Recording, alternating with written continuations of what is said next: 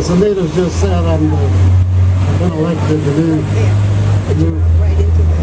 new board chair of the Task Force for the Homeless. I want to tell you this has been a grueling campaign. I've had to put out, like all politicians. There we go. Will that work? That work? Okay. Because I want to be perfectly clear about this.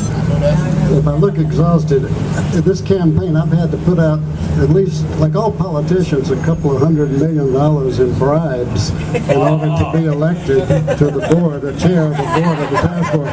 So I'm looking for somebody. If there's anybody looking for a job as like a secretary who's really knowledgeable of how to conceal crimes and the truth and all of that, there must be somebody here that can do that for me, wouldn't you think? Well, maybe so. Okay. Anyway, I do have also a prepared statement.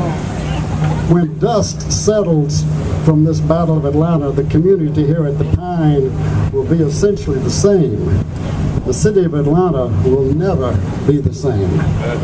I hope you've read the details of the fair housing and civil rights lawsuits, the fair housing suit filed just on May the 6th, so if you haven't, please do so now, against this city that has been so terribly mismanaged for so many years.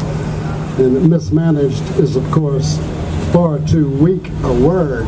The powers that be in Atlanta have determined through intentional public policy that at least one woman, man, or child will die on the average once a week here in our city.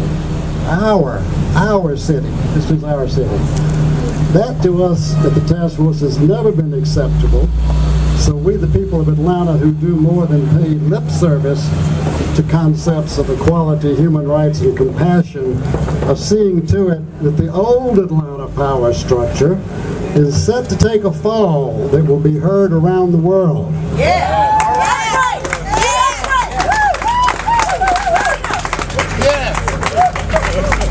As for Atlanta's Task Force for the Homeless in the community here, we may be sounding somewhat litigious to some of you at this point, but actually, and correct me if I'm wrong, I think the only other time we've taken this Atlanta power structure into court was in 1996, after the city had made 9,000 arrests of homeless people in its efforts to sanitize, they used the word, sanitize the Peachtree corridor before the Olympics. Yes.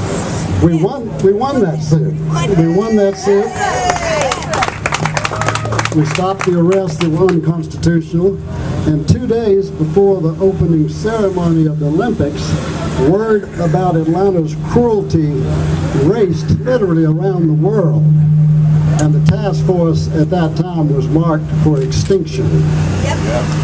As you can see, 15 years later, we're still here. Yeah.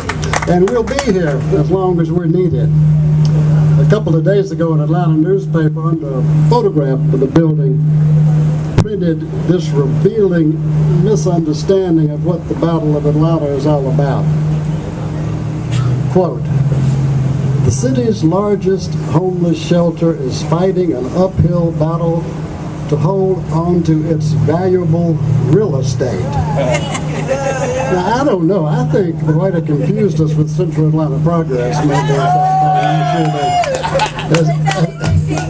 as members of our community will tell you, this battle is not about real estate.